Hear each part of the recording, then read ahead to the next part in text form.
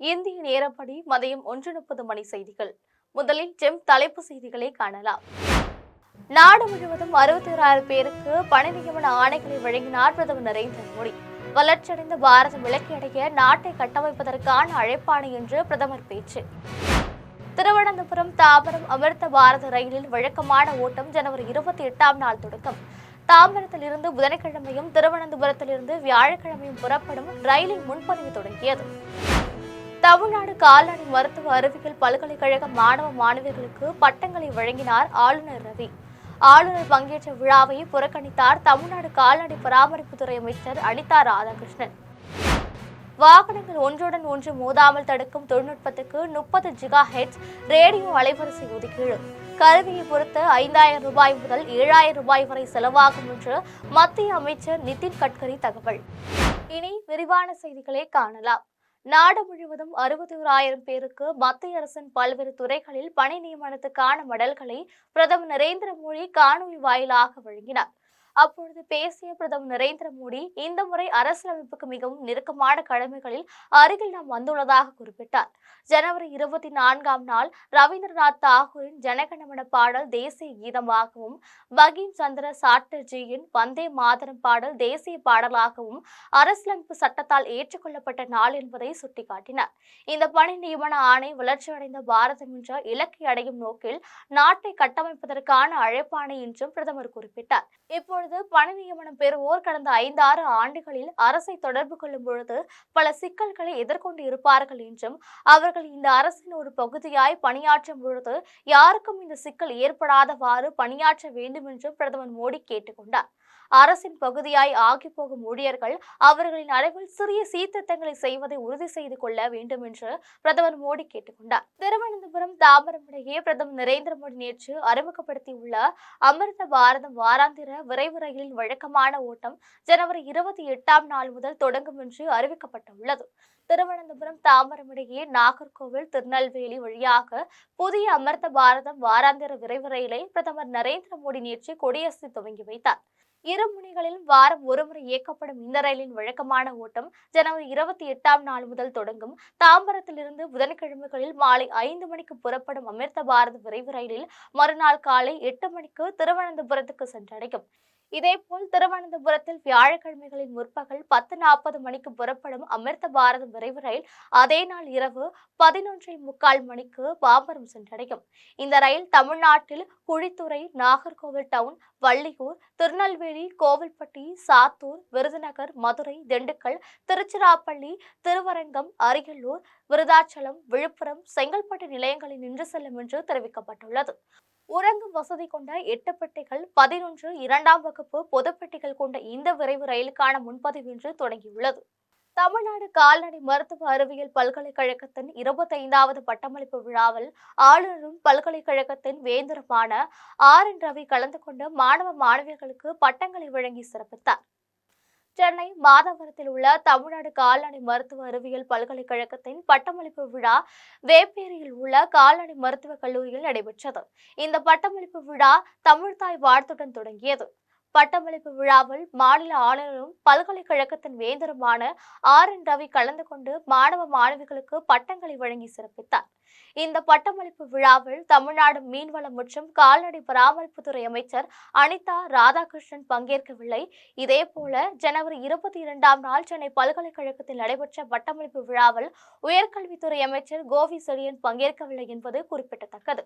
ஒரு வாகனம் மற்றொரு வாகனத்தின் மீது மோதாமல் காக்கும் தொழில்நுட்பத்துக்காக 30 GHz ரேடியோ அலைவரிசையை அரசு ஒதுக்கியுள்ளதாக மத்திய சாலை போக்குவரத்து நெடுஞ்சாலைத்துறை அமைச்சர் நிதின் கட்கரி தெரிவித்துள்ளார். சாலை போக்குவரத்து அமைச்சகத்தின் ஆலோசனை குழுவில் இடம்பெற்றுள்ள நாடாளுமன்ற உறுப்பினர்களுடன் மத்திய அமைச்சர் நிதின் கட்கரி கலந்துரையாடினார். அப்பொழுது இன்டர்நெட் மற்றும் மொபைல் வலையமைப்பு இல்லாமலே வாகனங்கள் ஒவ்வொன்றும் மற்றொன்றுடன் மோதாமல் இருப்பதற்காக பாதுகாப்பு எச்சரிக்கைகளை பரிமாற்றிக்கொள்ளும் திட்டம் உள்ளதாக கூறினார். இதற்காக தொலைத்தொடர்பை 30 GHz ரேடியோ அலைவரிசையை ஒதுக்கியுள்ளதாகவும் அவர் கூறினார். இந்த ரேடியோ அலைவரிசை பாதுகாப்பு தொடர்பான தகவல்களை வாகனங்களிடையே பரிமாற்றுவதால் பெரும் விபத்துகள் தவிர்க்கப்படும் என்று கூறப்படுகிறது. ஒரு வாகனத்தின் இரு பக்க வாட்டுகளிலும் முன்புறம் பின்புறம் உள்ள மற்ற வாகனங்களுடன் இந்த ரேடியோ அலை தொடர்பின் மூலம் அவற்றின் மோதாமல் முட்டாமல் வாகனங்களை இயக்க முடியும். இந்த பாதுகாப்பு அமைப்பு வாகனங்களில் பொருத்துவதற்கு 5,000 ரூபாய் முதல் 7,000 ரூபாய் வரை செலவாகும் என்று மதிப்பிடப்பட்டுள்ளது. 2024ஆம் ஆண்டிலே வாகனங்கள் மோதாமல் இருப்பதற்கான இந்த பாதுகாப்பு அமைப்பை பொருத்தும் வகையில் 2 கோடி வாகனங்கள் தயாராகி உள்ளதாக தெரிவிக்கப்பட்டுள்ளது. கேரளா மற்றும் கர்நாடக ஆளுநர்கள் அரசியல் சட்ட கடமையை மீறி செயல்படுகிறார்கள் என மதிமுக பொதுச் செயலாளர் வைகோ குற்றம் சாட்டியுள்ளார். சென்னை எழும்பூரில் மதிமுக தலைமை அலுவலகத்தில் சட்டமன்ற தேர்தலை முன்னிட்டு மதிமுக மேற்கொண்டு வரும் களப்பணிகள் மற்றும் மாவட்ட வாரியாக நிர்வாகிகள் ஆலோசனை கூட்டம் நடைபெற்றது.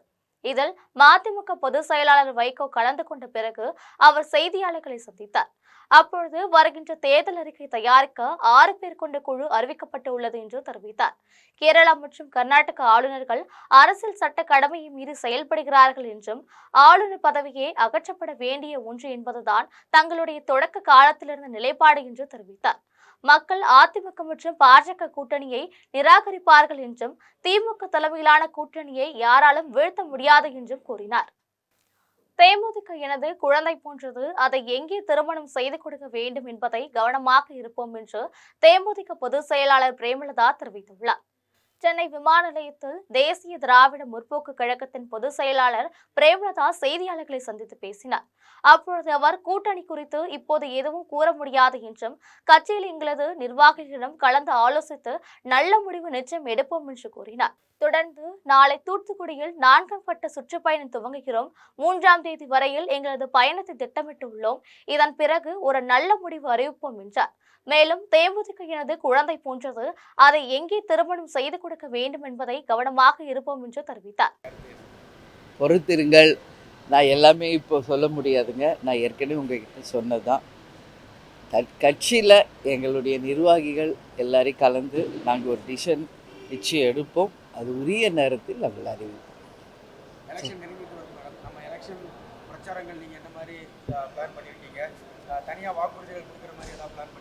இல்லை, நாளைக்கு நான் 4ஆம் கட்ட சுற்றுப்பயணம் ஏற்கனவே போனது மாதிரி உள்ளம் தேடி இல்லம் நாடி மற்றும் மக்களை தேடி மக்கள் தலைவர் நாளைக்கு தூத்துக்குடியிலேருந்து 4ஆம் கட்ட பயணம் ஆரம்பிக்கிறோம். 3ஆம் தேதி வரைக்கும் எங்கள் பயணம் இருக்குது. அதுக்கு பிறகு இங்கே ஒரு நல்ல முடிவாக உங்களுக்கு அறிவிக்கும். சரி, இல்லை, தேமுதிக எங்கள் பிள்ளைங்க, அவங்கள எங்கே இப்போ கல்யாணம் பண்ணி கொடுக்கணும், என்ன டிசிஷன் எடுக்கணும் ஒரு அம்மாவாக எனக்கு தெரியும். உரிய நேரத்தில் அது கரெக்டாக பண்ணுவாங்க. சரிங்களா? நன்றி. முன்பெல்லாம் கவர்னர்கள் ஆளும் கட்சி அரசின் அறிக்கைகளை படிப்பார்கள், அரசியல் செய்ய மாட்டார்கள் என்று தேசிய காங்கிரஸ் கட்சியின் மாநில செயலாளர் வசந்த்ராஜ் குற்றம் சாட்டியுள்ளார். திருவண்ணாமலை மாவட்டம் ஆரணியில் தேசிய காங்கிரஸ் கட்சியின் வடக்கு மாவட்ட தலைவர் பொன்னையின் தலைமையில் மாநில செயலாளர் வசந்த்ராஜ், முன்னாள் சட்டமன்ற உறுப்பினர் ராஜாபாபு, முன்னாள் மாவட்ட தலைவர் அண்ணாமலை ஆகியோர் ஒருங்கிணைந்து காமராஜர் சிலைக்கு மாலை அணிவித்து ஊர்வலமாக சென்றனர். தொடர்ந்து மகாத்மா காந்தியின் சிலைக்கு மாலை அணிவித்து மரியாதை செலுத்தினர். இதையடுத்து மாவட்ட தலைவர் பொன்னையன் செய்தியாளரிடம் பேசிய பொழுது, வரும் சட்டமன்ற தேர்தலில் கட்சியை பலப்படுத்தி திமுக ஆட்சி அமைய வலு சேர்ப்பதற்கு தலைமை தன்னை நியமித்ததாக தெரிவித்தார். மேலும் மாநில செயலாளர் வசந்த்ராஜ் பேசிய பொழுது, முன்பெல்லாம் கவர்னர்கள் ஆளும் கட்சியின் அரசின் அறிக்கைகளை படிப்பார்கள், அரசியல் செய்ய மாட்டார்கள். ஆனால் தற்பொழுது நியமிக்கப்படுகின்ற ஆளுநர்கள் தவறான செய்திகளை சித்தரித்து மக்களிடையே பரப்ப விரும்புவதாக குற்றம் சாட்டினார். முன்னாள் தலைவர்கள் நாடாளுமன்ற உறுப்பினர்களை கேட்டு செய்யப்பட்டு வந்த நடைமுறை. ஆனால் முதல் முறையாக தலைவர் ராகுல் காந்தி அவர்கள் தொண்டர்களுடைய மாவட்ட அளவிலான நிர்வாக கருத்துக்களை கேட்டு அவற்றில் பெரும்பான்மையானோர் யாரை ஆதரிக்கிறார்கள் அவர்களை நியமிக்க வேண்டும் என்றுதான் அவர் விரும்பி இந்த புது முயற்சியை கையாண்டார்கள். அதன் விளைவாக இந்த 4 சட்டமன்ற தொகுதிகளிலும் அகில இந்திய காங்கிரஸ் கமிட்டியால் அனுப்பப்பட்ட அப்சர்வர் அனைத்து நிர்வாகிகளையும் சந்தித்து அவருடைய அறிக்கையின் அடிப்படையில் மரியாதைக்குரிய பொன்னையன் அவர்கள் இன்று வடக்கு மாவட்டத்தினுடைய தலைவராக நியமிக்கப்பட்டிருக்கிறார். தமிழ்நாட்டு சட்டசபையிலிருந்து கவர்னர் வெளிநடப்பு செய்தார். அதே பாணியை பின்பற்றி கர்நாடக கவர்னரும் கர்நாடக சட்டசபையிலிருந்து வெளிநடப்பு செய்தார். கவர்னர்களுடைய வெளிநடப்பு குறித்து உங்களுடைய கருத்து? பொதுவாகவே கவர்னர்கள் ஆளும் கட்சியினுடைய அந்த அரசினுடைய அறிக்கைகளை படிப்பார்கள், ஆனால் அவர் அரசியல் செய்ய மாட்டார்கள். இது முன்பிருந்த நடைமுறை. ஆனால் இன்றைக்கு நியமிக்கப்படுகின்ற ஆளுநர்கள் அரசியல் காரணங்களுக்காக ஒரு தவறான செய்தியை சித்தரிக்க விரும்புகிறார்கள், மக்களிடையே பரப்ப விரும்புகிறார்கள். இந்த நடவடிக்கை ஆளுநராக இருந்தாலும் அது தவறுதான். நாகமலையில் உள்ள தனியார் கல்லூரியில் நடைபெற்ற நோபல் உலக சாதனை நிகழ்ச்சிகள் சணல் பைகள் மூலம் இயற்கை ஓவியங்களை 102 பயிற்சி ஆசிரியர்கள் வரைந்து உலக சாதனை படைத்தனர். மதுரை மாவட்டம் நாகமலையில் உள்ள தனியார் கல்லூரிகள் நோபல் உலக சாதனை நிகழ்ச்சி ஆசிரியர் பயிற்சி கல்லூரி முதல்வர் தேன்மொழி தலைமையில் நடைபெற்றது. இதில் நோபல் உலக சாதனை நிறுவனத்தின் இயக்குனர் ஹேமலதா கலந்து கொண்டு மாணவர்கள் மற்றும் ஆசிரியர்களின் படைப்புகளை ஆய்வு செய்தார். தொடர்ந்து சாதனை முயற்சியில் கல்லூரி மாணவ ஆசிரியர்கள் ஒன்றிணைந்து சணல் நார்களை கொண்ட பைகளில் இயற்கையை வளப்படுத்தும் கலை வடிவங்களையும் பிளாஸ்டிக் ஒழிப்பு செய்திகளையும் நேர்த்தியாக உருவாக்கியிருந்தனர். இதில் இயற்கை இழையான சணலை பயன்படுத்துவதன் மூலம் சுற்றுச்சூழலை எவ்வாறு காக்க முடியும் என்பதை பறைசாற்றியது.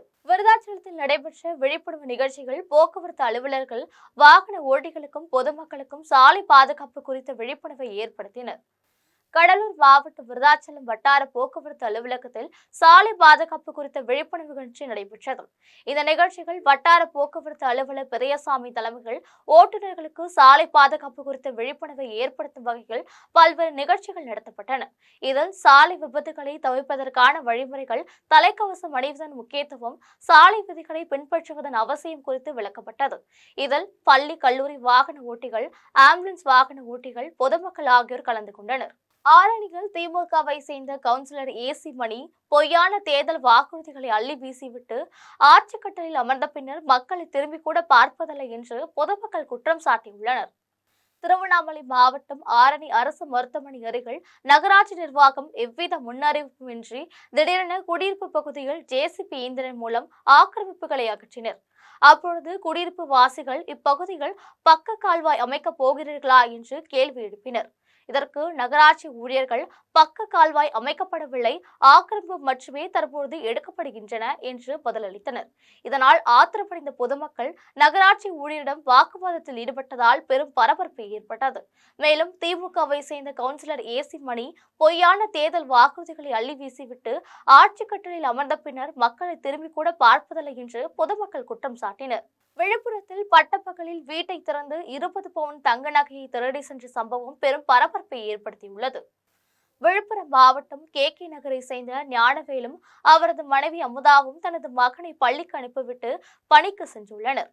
பள்ளி முடிந்து வீட்டிற்கு வரும் மகன் வீட்டை திறப்பதற்காக சாவியை வீட்டு கதவின் அருகில் வைத்துவிட்டு சென்றனர். இந்நிலையில் மதிய உணவுக்காக ஞானவேல் வீட்டுக்கு வந்த பொழுது வீட்டின் சாவி வெளியே கிடந்துள்ளது. பின்னர் வீட்டை திறந்து பார்த்த பொழுது பீரோவில் இருந்த 20 பவுன் தங்க நகையும் 20,000 ரூபாய் பணமும் திருடப்பட்டு உள்ளது தெரியவந்தது. இது குறித்து காவல்துறையினர் விசாரணை மேற்கொண்டு வருகின்றனர். திருச்சுழி அருகே ஆலடிப்பட்டியில் கஞ்சா பதுக்கி வைத்து விற்பனை செய்தவர் உட்பட 6 பேரை காவல்துறையினர் கைது செய்துள்ளனர். விருதுநகர் மாவட்டம் கல்லூர் அணியிலிருந்து ஆலடிப்பட்டிக்கு செல்லும் சாலைகள் மாரெட்டியப்பட்டி சார்பு ஆய்வாளர் ராமேஸ்வரன் தலைமையில் காவல்துறையினர் வாகன சோதனையில் ஈடுபட்டனர். அப்பொழுது அரும்புக்கோட்டையை சேர்ந்த சதீஷ்குமார், ராஜ்கமல், சுந்தர், அரவிந்த், கணேஷ், ராஜா ஆகியோர் வந்த காரை மடக்கி பிடித்து விசாரித்ததில் 150 கிராம் கஞ்சா இருப்பது தெரியவந்தது. தொடர்ந்து விசாரணையில் ஆலடிப்பட்டியை சேர்ந்த கார்த்திக்கிடம் கஞ்சா வாங்கியது தெரியவந்தது. இவர்கள் அளித்த தகவலின் பேரில் கார்த்திகை கைது செய்து அவரிடமிருந்து 75,000 ரூபாய் மற்றும் கார், இருசக்கர வாகனம் பறிமுதல் செய்தனர். இதையடுத்து 6 பேர் மீதும் மாரெட்டிப்பட்டி காவல்துறையினர் வழக்கு பதிந்து சிறையில் அடைத்தனர். தூத்துக்குடியில் தடை செய்யப்பட்ட புகையிலை பொருட்கள் மற்றும் கள்ள நோட்டுகளை பதுக்கி வைத்த மளிகை கடை உரிமையாளரை காவல்துறையினர் கைது செய்துள்ளனர். தூத்துக்குடி மாவட்டம் புதூரில் தடை செய்யப்பட்ட புகையிலை பொருட்கள் சட்டவிரோதமாக விற்பனை செய்யப்படுவதாக காவல்துறையினருக்கு ரகசிய தகவல் கிடைத்தது. இதனைத் தொடர்ந்து புதூர் காவல் நிலைய ஆய்வாளர் ராஜேஷ் தலைமையில் காவல்துறையினர் அப்பகுதியில் தீவிர சோதனை மேற்கொண்டனர். அப்பொழுது முருகன் என்பவருக்கு சொந்தமான மளிகை கடையை சோதனை செய்ததில் அங்கு தடை செய்யப்பட்ட புகையிலை பொருட்கள் சட்டவிரோத விற்பனைக்கு வைத்திருந்தது கண்டுபிடிக்கப்பட்டது. இதன் பின்னர் அவரின் வீட்டில் பரிசோதித்த காவல்துறையினர் 3,44,000 ரூபாய் மதிப்புள்ள 500 ரூபாய் கள்ள நோட்டு கட்டுகள் மறைத்து வைத்திருந்தது தெரியவந்தது. இதையடுத்து புதூர் காவல்துறையினர் வழக்கு பதிவு செய்து முருகனை கைது செய்து சிறையில் அடைத்தனர். தொடர்ந்து கள்ளநோட்டு மற்றும் புகையிலை விற்பனையில் ஈடுபட்டவர்கள் மீது சட்டப்படி கடுமையான நடவடிக்கைகள் எடுக்கப்படும் என தூத்துக்குடி காவல்துறையினர் எச்சரிக்கை விடுத்துள்ளனர். கோவையில் உதிரிப்பாகங்கள் விற்பனை கடையின் கட்டிடத்தில் திடீரென ஏற்பட்ட தீ விபத்தினால் பெரும் பரபரப்பு ஏற்பட்டுள்ளது. கோவை காட்டூர் பிள்ளையார் கோவில் தெருவில் உள்ள உதிரிப்பாகங்கள் கடையின் கட்டிடத்தில் திடீரென தீ விபத்து ஏற்பட்டது. இதனால் அப்பகுதி மக்கள் அச்சமடைந்து உடனடியாக தீயை அணைக்கும் முயற்சியில் ஈடுபட்டனர். தொடர்ந்து மாநகர காவல்துறை ஆணையர் தேவநாதன் தலைமையிலான காவலர்களுடன் பொதுமக்கள் இணைந்து தண்ணீரை ஊற்றி தீயை கட்டுப்படுத்த முயற்சி செய்தனர். இதனிடையே தீ விபத்து குறித்து தகவல் அறிந்த தீயணைப்பு துறையினர் சம்பவ இடத்திற்கு வந்து தீயை அணைத்தனர். இதுகுறித்து காவல்துறையினர் மற்றும் தீயணைப்பு துறையினர் விசாரணை மேற்கொண்டு வருகின்றனர். வடசென்னை மலையில் உள்ள அரசு கல்லூரிகள் விளையாடிக் கொண்டிருந்த மாணவி திடீரென மயங்கி விழுந்த நிலையில் உயிரிழந்துள்ளார். சேலம் மாவட்டம் தலைவாசல் அருகே வடசென்னை மலையில் உள்ள அரசு கல்லூரிகள் கடந்த சில நாட்களாக மாணவிகளுக்கு விளையாட்டுப் போட்டிகள் நடைபெற்று வருகிறது. இந்நிலையில் ஒசூரை சேர்ந்த முதலாம் ஆண்டு பயிலும் திவ்யதர்ஷினி சக மாணவிகளுடன் விளையாடிக் கொண்டிருந்த பொழுது திடீரென மயக்கம் ஏற்பட்டு கீழே விழுந்தார். தொடர்ந்து அவரை அருகில் இருந்த மாணவிகள் அவரை மீட்டு சிகிச்சைக்காக காட்டுக்கோட்டை அரசு ஆரம்ப சுகாதார நிலையத்துக்கு கொண்டு சென்றனர். பின்னர் மேல் சிகிச்சைக்கு ஆத்தூர் அரசு மருத்துவமனையில் அனுமதி நிலையில் சிகிச்சை பலனின்றி மாணவி திவ்யதர்ஷினி பரிதாபமாக உயிரிழந்தார். இதுகுறித்து ஆத்தூர் ஊரக காவல்துறையினர் விசாரணை மேற்கொண்டு வருகின்றனர். பெரியபாளையத்தில் இருசக்கர வாகனத்தில் சென்ற இளைஞர் மீது லாரி மோதியதில் சம்பவ இடத்திலே பரிதாபமாக உயிரிழந்துள்ளார். திருவள்ளூர் மாவட்டம் பெரியபாளையத்தை சேர்ந்த புகழேந்தி இவர் தனியார் நிறுவனம் ஒன்றில் பணியாற்றி வந்தார். புகழேந்தி இரவு பெரியபாளையத்தில் உள்ள சந்தையில் பொருட்களை வாங்கிக் கொண்டு தனது இருசக்கர வாகனத்தில் சென்று கொண்டிருந்தார். அப்பொழுது ஊத்துக்கோட்டையிலிருந்து வடமதுரை நோக்கி சென்று கொண்டிருந்த லாரி ஒன்று இருசக்கர வாகனத்தின் பின்னால் பயங்கரமாக மோதியது. இதில் புகழேந்தி உடல் நசுங்கி சம்பவ இடத்திலே பரிதாபமாக உயிரிழந்தார். தகவலிருந்து வந்த பெரியபாளையம் காவல்துறையினர் சடலத்தை கைப்பற்றி பிரேத பரிசோதனைக்காக திருவள்ளூர் அரசு மருத்துவமனைக்கு அனுப்பி வைத்து வழக்கு பதிவு செய்து விசாரணை மேற்கொண்டு வருகின்றனர். இளைஞர் லாரி மோதி பரிதாபமாக உயிரிழந்த சம்பவம் அப்பகுதியில் பெரும் சோகத்தை ஏற்படுத்தியுள்ளது. மயிலாடுதுறையில் உள்ள பிரசன்ன சின்ன மாரியம்மன் ஆலயத்தில் 8ஆம் ஆண்டு திருவிளக்கு பூஜை மிக சிறப்பாக நடைபெற்றது. மயிலாடுதுறை மாவட்டம் காவிரிக்கரை திம்மாநாயக்கன் படித்துறையில் உள்ள பிரசன்ன சின்ன மாரியம்மன் ஆலயத்தில் 8ஆம் ஆண்டு திருவிளக்கு பூஜை மிக சிறப்பாக நடைபெற்றது. இதில் பெண்கள் 108 திருவிளக்குகள் வைத்து மஞ்சள், குங்குமம், பூக்கள் உள்ளிட்ட மங்கள பொருட்களால் பூஜைகள் செய்து 1008 சகஸ்ரநாம அர்ச்சனை செய்து வழிபாடு செய்தனர். முன்னதாக சுவாமி அம்மாளுக்கு சிறப்பு அபிஷேக ஆராதனைகள் நடைபெற்றது. இவ்விழாவில் ஏராளமான பக்தர்கள் கலந்து கொண்டனர். இதன் பின்னர் பக்தர்களுக்கு அன்னதானம் வழங்கப்பட்டது. குடியாத்தம் இருசக்கர வாகன பழுது பார்க்கும் தொழிலாளர் நல சங்கத்தின் சார்பில் நேதாஜி சுபாஷ் சந்திர போஸ் பிறந்தநாள் விழா கொண்டாடப்பட்டது. வேலூர் மாவட்டம் குடியாத்தம் இருசக்கர வாகன பழுது பார்க்கும் தொழிலாளர் நல சங்கத்தின் சார்பில் சுதந்திர போராட்ட வீரர் சுபாஷ் சந்திர போஸ் பிறந்தநாள் விழா கொண்டாடப்பட்டது. இதில் சங்க தலைவர் ரமேஷ் தலைமையில் குடியாத்தம் நேதாஜி சதுக்கத்தில் உள்ள நேதாஜி சிலைக்கு மாலை அணிவித்து மரியாதை செலுத்தப்பட்டது. இதனைத் தொடர்ந்து பள்ளி மாணவர்களுக்கு கல்வி உபகரணங்கள் மற்றும் ஏழை எளியோருக்கு நலத்திட்ட உதவிகள் வழங்கப்பட்டது. இதில் சங்க நிர்வாகிகள், செயலாளர் உமாநாத், பொருளாளர் பாரூக் மற்றும் நிர்வாகிகள் ஷகில்பாய், அருண்குமார், பரந்தாமன், சத்யா ஆகியோர் கலந்து கொண்டனர். அதேபோல் பொன்மனம் அலையின் சங்கத்தின் சார்பில் தலைவர் பஞ்ச்ராட் சரம், செயலாளர் பரந்தாமன், பொருளாளர் மீனாட்சி ஆகியோர் தலைமையில் நேதாஜி சுபாஷ் சந்திர போஸ் சிலைக்கு மாலை அணிவித்து பொதுமக்களுக்கு இனிப்புகள் வழங்கப்பட்டது. ராயபுரத்தில் காங்கிரஸ் கமிட்டி வடசென்னை கிழக்கு மாவட்ட தலைவர், மூத்த நிர்வாகிகள் உட்பட 50க்கும் மேற்பட்டோர் காவல்துறையினரால் வீட்டு காவலில் வைக்கப்பட்டுள்ளனர். செங்கல்பட்டு முதலாங்கத்தில் பொதுக்கூட்டத்தில் கலந்து கொள்ள வருகை தந்த பிரதமர் நரேந்திர மோடி தமிழகம் வருவதற்கு எதிர்ப்பு தெரிவித்து புதிதாக வடசென்னை கிழக்கு மாவட்ட தலைவர் பொறுப்பேற்றுள்ள காங்கிரஸ் கமிட்டி கிழக்கு மாவட்ட தலைவர் பாரூக் மதரம்மா கனி தலைமையில் கருப்பு பலூன் மற்றும் கருப்பு கொடி காட்டி எதிர்ப்பு தெரிவிக்க சென்ற நிலையில் அவரை ராயபுரம் காவல்துறையினர் வீட்டு காவலில் வைக்கப்பட்டனர். இதனை கண்டித்து தமிழகம் வரும் மோடியை திரும்பி போ 100 நாள் வேலை திட்டத்தில் மகாத்மா காந்தி பெயரை நீக்கப்பட்டதை கண்டித்தும் தமிழகத்தை வஞ்சிக்காத என்ற கண்டன முழக்கங்களை எழுப்பி தங்களது எதிர்ப்பு தெரிவித்தனர். இதனால் அவரது வீடு மற்றும் தெருக்களில் போலீசார் பாதுகாப்பு பணியில் ஈடுபட்டு வருகின்றனர். மதுரையில் திருக்கோவிலில் நடைபெறும் குடமுழுக்க விழாக்களில் தமிழிலே மந்திரங்கள் ஓத வேண்டும் என்று போரூர் ஆதீனம் முருதாசல் அடிகளார் தெரிவித்துள்ளார். மதுரை நாகமல்லி புதுக்கோட்டை தனியார் கல்லூரியில் தமிழர் வழிபாடு வரலாற்று எனும் பன்னாட்டு கருத்தரங்கம் நடைபெற்றது. விழாவிற்கு கல்லூரி தலைவர் கோடீஸ்வரன் முன்னிலை வகித்தார். முன்னாள் உயர்நீதிமன்ற நீதியரசர் ஜெகதீசன் தலைமை விருந்தினராக கலந்து கொண்டார். போரூர் ஆதீனம் விருதாச்சலம் அடிகளார் மற்றும் தமிழ்நாடு அறக்கட்டளை செயல் அலுவலர் இளங்கோ, சென்னை பல்கலைக்கழக சைவ சித்தாந்தத்துறை துணைத் தலைவர் நல்லூர் சரவணன் மற்றும் நிர்வாகிகள் கலந்து கொண்டனர். அப்பொழுது கருத்தரங்கில் பேசின ஆதீன விருதாச்சல அடிகளார், வேதங்கள் என குறிப்பிட்டு புரியாத மொழிகளில் நடைபெறும் குடமுழுக்கு விழா நிகழ்ச்சியின் முக்கிய பிரமுகர்கள் யாகசாலைக்கு வெளியேதான் நிற்க வேண்டும். ஆனால் தமிழிலே பூஜைகள் செய்து நமக்கு புரிந்தவற்றை அனைவரும் புரிந்து கொண்டு குடமுழுக்கு விழாவில் சரிசமமாக நடைபெறுவதற்கு தமிழிலே மந்திரங்கள் ஓத வேண்டும். இதன் மூலம் அனைவருக்கும் புரியும், அனைவரையும் சமமாக பாவிக்கலாம் என்று கூறினார். 16வது தாமிரபரணி நீர்வாழ் பறவைகள் கணக்கெடுப்பு நெல்லை, தென்காசி, தூத்துக்குடி போன்ற 3 மாவட்டங்களில் தொடங்கியது. நெல்லை, தென்காசி, தூத்துக்குடி போன்ற 3 மாவட்டங்களில் சுமார் 60 தாமிரபரணி வடிகால் குளங்களில் 250க்கும் மேற்பட்ட தன்னார்வலர்கள் 8 குழுக்களாக பிரிந்து 16வது தாமிரபரணி நீர்வாழ் பறவைகள் கணக்கெடுப்பு பணியினை மேற்கொண்டு வருகின்றனர். கடந்த ஆண்டு கணக்கெடுப்பில் 70 வகையான 24,000 பறவைகள் கணக்கெடுக்கப்பட்டுள்ளது. இந்த ஆண்டு பறவைகள் எண்ணிக்கை அதிகரிக்க வாய்ப்புள்ளதாக பறவைகள் ஆர்வலர்கள் தெரிவித்துள்ளனர். தாமிரபரணி ஆறு நெல்லை, தூத்துக்குடி மாவட்டங்களில் பாய்ந்து ஓடினாலும் அதன் கிளை நதிகள் தென்காசி போன்ற பல்வேறு ஊர்களின் வழியாக செல்கிறது. இதன் ஆறுகளின் மூலம் பயன்படும் தாமிரபரணி வடிகால் குளங்களில் பல்வேறு வகையான நீர்வாழ் உயிரினங்கள், பறவைகள் ஆகியவை வாழ்ந்து வருகிறது. கடந்த 15 ஆண்டுகளாக ஏற்றி என்ற அமைப்புடன் நெல்லை, தூத்துக்குடி மாவட்டங்களை சேர்ந்த பல்வேறு தன்னார்வ அமைப்புகள் மற்றும் மாவட்ட அறிவியல் மையம் ஆகியவை இணைந்து தாமிரபரணி நீர்வாழ் பறவைகள் கணக்கெடுப்பு பணியினை மேற்கொண்டு வருகிறது.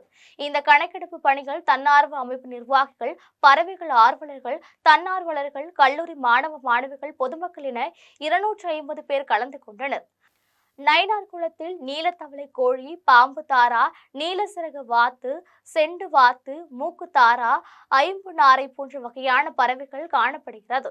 மேலும் இந்த ஆண்டு மழை பெய்து குளங்கள் நிரம்பியுள்ளதால் அதிக அளவில் பறவைகள் காணப்படுவதோடு சில வெளிநாட்டு பறவைகளும் குளங்களில் தென்படுகின்றன. கடந்த முறை கணக்கெடுப்பில் 70 வகையான 24,000 பறவைகள் தெரியவந்தது. இந்த ஆண்டு இது அதிகரிக்க வாய்ப்புள்ளது என பறவை ஆய்வாளர்கள் தெரிவித்துள்ளனர். ஆபத்தை உணராமல் பேருந்துகள் மற்றும் மினி பேருந்துகளில் படியில் ஆபத்தான முறையில் பயணம் செய்யும் மாணவர்களின் மீது நடவடிக்கை எடுக்க வேண்டும் என்று மக்கள் கோரிக்கை வைத்துள்ளனர்.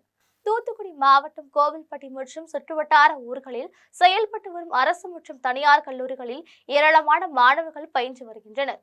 இவர்கள் தங்களது கல்லூரிகளுக்கு கோவில்பட்டி அண்ணா பேருந்து நிலையத்திலிருந்து தனியார் மற்றும் அரசு பேருந்துகளில் செல்கின்றனர். குறிப்பாக அண்ணா பேருந்து நிலையத்திலிருந்து செல்லக்கூடிய தனியார் மற்றும் மினி பேருந்துகளில் மாணவர்கள் படியில் தொங்கியவாறு ஆபத்தான முறையில் பயணிக்கின்றனர். பேருந்தில் போதிய இடமிருந்தும் கெத்து காட்ட வேண்டும் என்பதற்காக படியில் தொங்கியவாறு அட்ராசிட்டி செய்து வருகின்றனர். படியில் தொங்கிய ஆபத்தான முறையில் பயணிக்கும் மாணவர்களை பேருந்து ஊழியர்களும் கண்டிப்பதில்லை. அதனால் நாள்தோறும் காலை மற்றும் மாலை வேளைகளில் மாணவர்கள் ஆபத்தான முறையில் படியில் தொங்கியவாறு சென்று வரும் காட்சியை நம்மால் பார்க்க முடிகிறது. எதுவும் அசம்பாவிதம் நடக்கும் முன்பு காவல்துறையினர் மற்றும் மோட்டார் வாகன அலுவலர்கள் தலையிட்டு உரிய நடவடிக்கை எடுக்க வேண்டும் என்று மாணவர்களை படியில் தொங்குவதை கண்டிக்காமல் இருக்கும் பேருந்து ஊழியர்கள் மற்றும் உரிமையாளர்கள் மீது நடவடிக்கை எடுக்க வேண்டும் என்றும் மக்கள் கோரிக்கை வைத்துள்ளனர். குளித்தலையில் இரவு நேரத்தில் மூதாட்டியை தாக்கி கழுத்தில் அணிந்திருந்த 4 பவுன் தங்க செயினை மர்ம நபர் திருடி சென்றுள்ளார். கரூர் மாவட்டம் குளித்தலை அருகே வளையப்பட்டியை சேர்ந்த பொன்னுசுவாமி மனைவி 75 வயது எரம்மாள் இவர் நேற்று இரவு தனது வீட்டில் தனியாக இருந்த பொழுது முகமுடி அணிந்திருந்த மர்ம நபர் மூதாட்டியை தாக்கி கழுத்தில் அணிந்திருந்த 4 பவுன் தங்க செயினை பறித்து சென்றுள்ளார். செயினை பறிக்க விடாமல் போராடிய மூதாட்டியை சரமாரியாக தாக்கிவிட்டு செயினை பறித்துக் கொண்டு முகமூடி கொள்ளையன் தப்பி ஓடிவிட்டார். சத்தம் கேட்டு வந்த உறவினர்கள் பலத்த காயமடைந்த மூதாட்டியை அரசு மருத்துவமனையில் சிகிச்சைக்காக அனுமதித்தனர். இதுகுறித்து தகவல் அறிந்த குளித்தலை டிஎஸ்பி செந்தில்குமார் மற்றும் காவல்துறையினர் ஆய்வாளர் கருணாகரன் ஆகியோர் இன்று காலை சம்பவ இடத்தை நேரில் பார்வையிட்டு ஆய்வு செய்த பின்னர் சந்தேகத்தின் அடிப்படையில் ஒரு நபரை பிடித்து விசாரணை மேற்கொண்டு வருகின்றனர். சில நாட்களுக்கு மேலாக தெருமின் விளக்குகள் எரியவில்லை. இதனை தனக்கு சாதகமாக பயன்படுத்திக் கொண்ட முகமூடி கொள்ளையன் இரவு நேரத்தில் நோட்டமிட்டு கொள்ளையடித்தது போலீசாரின் முதற்கட்ட விசாரணையில் தெரியவந்துள்ளது. இனி வருவது திரையுலக செய்தி. கலைக்கு மொழி தடையில்லை என ஜாக்கி படத்தை இயக்கிய மலையாள பட இயக்குனர் பிரகமல் தெரிவித்துள்ளார். கோவையில் உள்ள தனியார் திரையரங்கில் ஜாக்கி பட குழுவினர் ரசிகர்களை சந்தித்தனர். இதன் பின்னர் நடிகர்கள் யுவன் கிருஷ்ணா, ரிதன் கிருஷ்ணா, இயக்குனர் பிரகபல், இசையமைப்பாளர் சக்தி பாலாஜி உள்ளிட்டோர் செய்தியாளர்களை சந்தித்து பேசினர். அப்பொழுது கிடாய் சண்டையை மையமாக வைத்து இயக்கியுள்ள ஜாக்கி படத்தை மதுரை மண் மனத்துடன் எடுத்துள்ளதாக இயக்குனர் பிரகபல் தெரிவித்துள்ளார். 3 வருடங்களாக மதுரையில் அங்கேயே தங்கியிருந்து கிடாய்க்கு நன்கு பயிற்சி கொடுத்து நடிக்க வைத்துள்ளதாக தெரிவித்தார். கலைக்கு மொழி ஒரு தடையில்லை என்றார். ஜல்லிக்கட்டு, சேவ சண்டை போன்ற விளையாட்டுகளுக்கு பெயர் போன மதுரையில் ஒரு காலத்தில் கிடாய் சண்டை போட்டிகளும் இருந்து வந்துள்ளதாக படக்குழுவினர் தெரிவித்தனர். ஜாக்கி படத்தில் நடித்த கிடாயை பிரிய மனமில்லாமல் வளர்த்து வருவதாகவும் ஜாக்கி பட குழுவினர் தெரிவித்துள்ளனர். அனைவருக்கும் வணக்கம். நான் ரிதான். இதில் ஒரு வில்லனை நடிச்சிருக்கோம். I am very happy. இந்த மாதிரி ஒரு ரெஸ்பான்ஸ் கிடைக்குன்னு நாங்கள் எதிர்பார்க்கவே இல்லை. பட் ப்ரெஸ், மீடியா எல்லா இடத்துல இருந்தும் பெரிய சப்போர்ட் கிடைச்சிட்டு இருக்கு. எஸ்பெஷலி மதுரை. ஸ்பெஷலி மதுரையிலிருந்து தான் பெரிய சப்போர்ட் வந்துட்டு இருக்கு. இன்னைக்கு மார்னிங் வெற்றி தியேட்டரில் இருந்தது. மக்களோட பெரிய ஆதரவு ஒரு அன்எக்ஸ்பெக்டடாக இருந்தது. இந்த கெடா சண்டே ரியலிஸ்டிக்காக பண்ணியிருக்கோம். Okay, thank you so much. எல்லாரும் சப்போர்ட் பண்ணுங்க. தேங்க்யூ. இனி வருவது உலக செய்தி.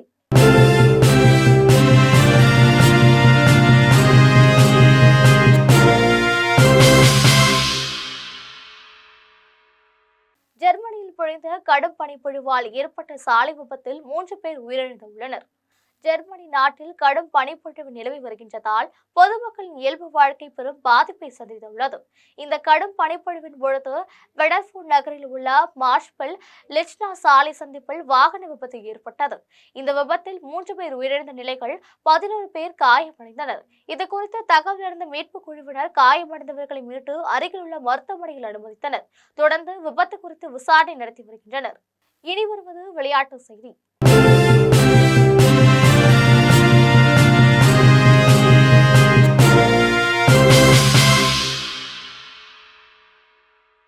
ஆஸ்திரேலிய ஓபன் டென்னிஸ் போட்டிகளில் ஹெய்லி பாப்டிஸை வீழ்த்தி கோகோ காஃப் வெற்றி பெற்று 4வது சுற்றுக்கு முன்னேறியுள்ளார். ஆஸ்திரேலியாவின் மெல்போர்னில் ஆஸ்திரேலிய ஓபன் டென்னிஸ் தொடர் போட்டி நடைபெற்று வருகிறது. இந்த தொடரில் பெண்கள் ஒற்றையர் பிரிவில் 3வது சுற்றில் அமெரிக்காவின் கோகோ காஃப் சக நாட்டு வீராங்கனை ஹெய்லி பாப்டிஸ் உடன் மோதினார். இதில் சிறப்பாக விளையாடிய கோகோ காஃப் 2-1 என்ற செட் கணக்கில் ஹெய்லி பாப்டிஸை வீழ்த்தி வெற்றி பெற்று 4வது சுற்றுக்கு முன்னேறினார். இனி வருவது தங்கம் மற்றும் வெள்ளி விலை நிலவரம்.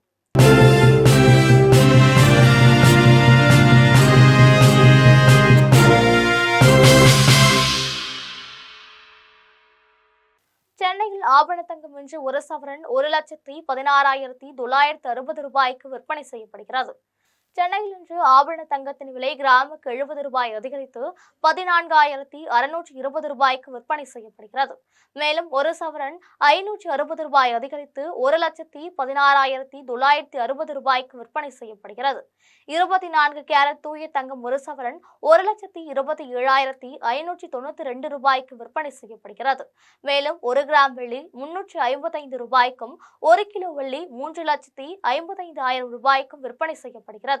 மீண்டும் தலைப்பு செய்திகள். நாடு முழுவதும் 61,000 பேருக்கு பணி நியமன ஆணைகளை வழங்கினார் பிரதமர் நரேந்திர மோடி. வளர்ச்சியடைந்த பாரதம் இலக்கையடைய நாட்டை கட்டமைப்பதற்கான அழைப்பாணை என்று பிரதமர் பேச்சு. திருவனந்தபுரம் தாம்பரம் அமிர்த பாரத ரயிலில் வழக்கமான ஓட்டம் ஜனவரி 28ஆம் நாள் தொடக்கம். தாம்பரத்தில் இருந்து புதன்கிழமையும் திருவனந்தபுரத்திலிருந்து வியாழக்கிழமையும் புறப்படும் ரயிலின் முன்பதிவு தொடங்கியது. தமிழ்நாடு கால்நடை மருத்துவ அறிவியல் பல்கலைக்கழக மாணவ மாணவிகளுக்கு பட்டங்களை வழங்கினார் ஆளுநர் ரவி. ஆளுநர் பங்கேற்ற விழாவை புறக்கணித்தார் தமிழ்நாடு கால்நடை பராமரிப்புத்துறை அமைச்சர் அனிதா ராதாகிருஷ்ணன். வாகனங்கள் ஒன்றுடன் ஒன்று மோதாமல் தடுக்கும் தொழில்நுட்பத்துக்கு 30 ஜிகாஹெர்ட்ஸ் ரேடியோ அலைவரிசை ஒதுக்கீடு. கருவியை பொறுத்த 5,000 ரூபாய் முதல் 7,000 ரூபாய் வரை செலவாகும் என்று மத்திய அமைச்சர் நிதின் கட்கரி தகவல். இத்துடன் ஜெம் செய்திகள் நிறைவடைகின்றன. மீண்டும் ஜெம் செய்திகள் மாலை 6 மணிக்கு. உடனுக்குடன் செய்திகளை காண GemLive.tv என்ற இணையதளத்தில் இணைந்திருங்கள். நன்றி, வணக்கம்.